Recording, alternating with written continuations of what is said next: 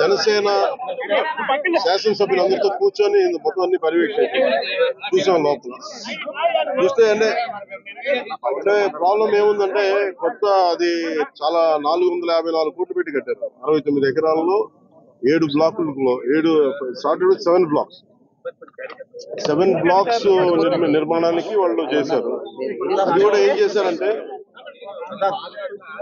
Extension of existing resort కింద చెప్పారు. వాళ్ళు గవర్నమెంట్ జీవోలో ఏముందంటే existence redevelopment of existence resort. That's how they have raise the bill. దాంట్లో 2 బ్లాకులే పెట్టారు.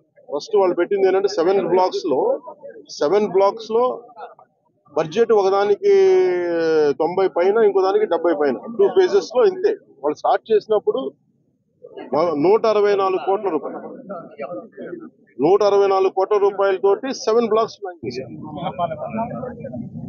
కట్టేటప్పటికి అది ఆ 7 బ్లాక్స్ కి పూర్తి చేయాలి. 4 బ్లాకులకి అంటే మనం చూస్తే 4 బ్లాక్ అంటే బిల్డింగ్ కాదు, residential block is 1, CMO office is 1. ఇవన్నీ కూర్చొని అలాగా వాళ్ళు 7 బ్లాకులు ప్లాన్ చేసుకుంటే 4 బ్లాకులే కట్టారు. 7 బ్లాకులకి వాళ్ళు ప్లాన్ చేసినప్పుడు 92 కోట్లు ఫస్ట్ ఫేజ్, రెండో ఫేజ్ 53 కోట్లు. సో రెండు కొంచెం అటు ఇటుగా పెడితే 160 కోట్ల పై చిలుకు వాళ్ళ ఒరిజినల్ ప్లాన్. అది ఏదైనా సరే ఇంకో చోట పైకి వెళ్ళిందంటే ఒక 2 అవుతుంది. కానీ ఇది 454 కోట్లు అయింది. Not even for the entire 7 blocks, it is only 4 blocks. 4 బ్లాకులకే 454 కోట్లు అయింది. ఒరిజినల్ ప్లాన్ 92 కోట్లు ఫస్ట్ ఫేజ్, సెకండ్ ఫేజ్. దీనికి లోపలికి వెళ్ళి చూసి నేను వచ్చినప్పటి నుంచి కూడా మమ్మల్ని గత కాలం రానివ్వలేదు. ఇప్పుడు ఏమైపోయింది, ఒక డ్యామేజ్ జరిగిపోయింది. ఋషికొండ ఒకప్పుడు ఇక్కడ రిసార్ట్స్ ఉన్నప్పుడు టూరిజం మన శాఖకి ఆదాయం 7 కోట్లు ఉంది. సో 7 కోట్ల ఆదాయం కోల్పోగా ఇప్పుడు అదనపు భారం 453 కోట్లు పడి ఇప్పుడు కరెంటు బిల్లు ఆదాయం మన సంవత్సరానికి కట్టాల్సిన ఇంకా ఉపయోగించకుండా జస్ట్ అది లైట్ లేసి అప్పుడప్పుడు ఏసీ ఆన్ చేయడానికి ఉట్టినే జస్ట్ ఆన్ చేసి ఆఫ్ చేయడానికి పనిచేస్తున్నది సక్రమంగా అనుకోవడానికి అది సంవత్సరానికి 1 కోటి రూపాయల పైన 15 లక్షలు అవుతుంది. దాన్ని బట్టి అర్థం ఈ మెయింటెనెన్స్ వీటికి 1.5 కోటి అవుతుంది, జస్ట్ మేయర్ మెయింటెనెన్స్. ఇదివరకు 7 కోట్ల ఆదాయం. ఇప్పుడు మేము అన్ని చూసిన తర్వాత లోపల వెళ్ళి పర్యవేక్షిస్తే ఇప్పుడు దాకా వాళ్ళు డ్యామేజ్ చేశారు. ఈ టాయిలెట్స్ ఎన్ని కోట్లు, టబ్బు ఇవన్నీ ఇంకా అయిపోయినాయి, ప్రజల్లోకి వెళ్ళిపోయినాయి. ఇప్పుడు మా కుటుంబ ప్రభుత్వం నుంచి మేము పిఎస్సి చైర్మన్, మన సివిల్ సప్లైస్ మినిస్టర్ మనోహర్ గారితో, టూరిజం శాఖ మంత్రివర్గంతో అందరితో కూర్చున్నప్పుడు, మొత్తం అంటే జనసేన సభ్యులతో కూర్చున్నప్పుడు, గరువు శాఖ సభ్యులతో కూర్చున్నప్పుడు జరిగిన డ్యామేజ్ జరిగిపోయింది.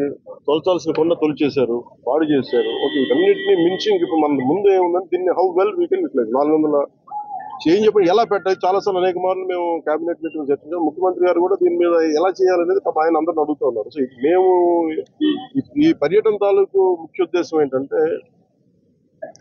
ఈ పర్యటన ద్వారా ఫస్ట్ మేము అసలు ఏం చేయాలనేది మాకు ఇది ఇండివిజువల్, కుటుంబ ప్రభుత్వం కాబట్టి జనసేన పార్టీ తరఫు నుంచి వాట్ ఈస్ అవర్ అనేది, అంటే వాట్ ఈస్ అవర్ వ్యూ అనడానికి మనం ఇక్కడి నుంచి మంగళగిరిలో కూర్చోనో లేదంటే ఇంకా ఊళ్ళో కూర్చొని చేయడం, ప్రత్యక్షంగా ఒకసారి ఫీల్డ్ విజిట్ చేసి వచ్చే పరిష్కారం వేరుంటుంది.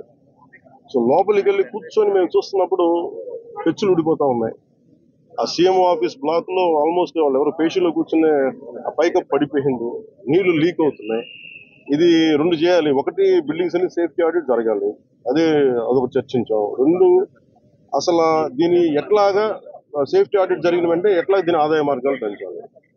మీరు ఎవరైనా సరే వ్యాపారం చేద్దాం అనుకున్న వాళ్ళు కూడా ఇలా గత ప్రభుత్వం ఏం చేసింది, అది వాళ్ళ ముఖ్యమంత్రి కార్యాలయం కింద, వాళ్ళ నివాసం కింద, వారి కుటుంబ నివాసం కింద పెట్టారు. మనం ఆలోచిస్తుంది ఏంటంటే ఇది ఆదాయం, ఇది టూరిజం శాఖ ప్రాపర్టీ, ఇది should remain as Andhra Pradesh government ప్రాపర్టీగా ఉండాలని మా అందరి కోరిక. దట్స్ వాట్ ఒక 4 రెజల్యూషన్ తీసుకున్నాం. ఒక ప్రైవేట్ వ్యాపారం ఎవరైనా సరే 1 కోటి రూపాయలు పెట్టుబడి పెడితే కనీసం ₹1 ఆదాయం రావాలనుకుంటుంది. దీని మీద 453 కోట్ల రూపాయలు పెట్టుబడి పెట్టి కనీసం ముందస్తుగా ఏం చేయాలి, అసలు బ్రేక్ ఈవెన్ ఎప్పుడు అవుతుంది, ఇది ఆదాయం ఎప్పుడు మారుతుంది అనేది ఏం చెప్పంటే, మన మైస్ అనేది ఒక యాక్రోనిమ్ చెప్పారు. ఏంటి MICE acronym? Meetings, incentives, exhibition and conference. ఇది ఏంటంటే Dubai is a MICE destination అంటారు. అలాగే వైజాగ్ ఇది మన మీటింగ్స్ కానీ లేదంటే ఏదైనా పెట్టుబడులు పెట్టడానికి ఇన్సెంటివ్స్ ఇవ్వడానికి కానీ లేదంటే కాన్ఫరెన్స్ పెట్టుకోవడానికి బ్యూటిఫుల్ ప్లేస్ కాన్ఫరెన్స్ పెట్టుకోవడానికి లేదంటే ఎగ్జిబిషన్స్ పెట్టుకోవడానికి వీటన్నిటికీ కూడా డెస్టినేషన్ మ్యారేజ్ వీటన్నిటికీ ఉంటుంది. దాంట్లో భాగంగానే దీన్ని మైస్ ఈవెంట్ టోటల్ పాలసీలు దీన్ని పెడితే బాగుంటుందని కోరిక. అలా కాకుండా మనం 453 కోట్లు పెట్టి దీన్ని ఒక ఎగ్జిబిషన్ లాగా అందరూ అంటే మేము ఇచ్చిన మేజర్ ప్రపోజల్ ఏంటంటే మేము తీసుకున్న మేజర్ రెజల్యూషన్ ఏంటంటే it is not about football. మనం టికెట్లు పెట్టేస్తే ఎంత వస్తుంది బాగా ఉంటుంది తప్ప ఈ 450 అంటే నేను ప్రభుత్వం should think like proper business. నేను టూరిజం శాఖ కూడా అదే చెప్పాను. మీరు 453 కోట్లు ప్రజాధనం పెడితే 453 కోట్లు ఎప్పుడు బ్రేక్ ఇన్ అవుతే అది ఎప్పుడు ఆదాయం వస్తుంది.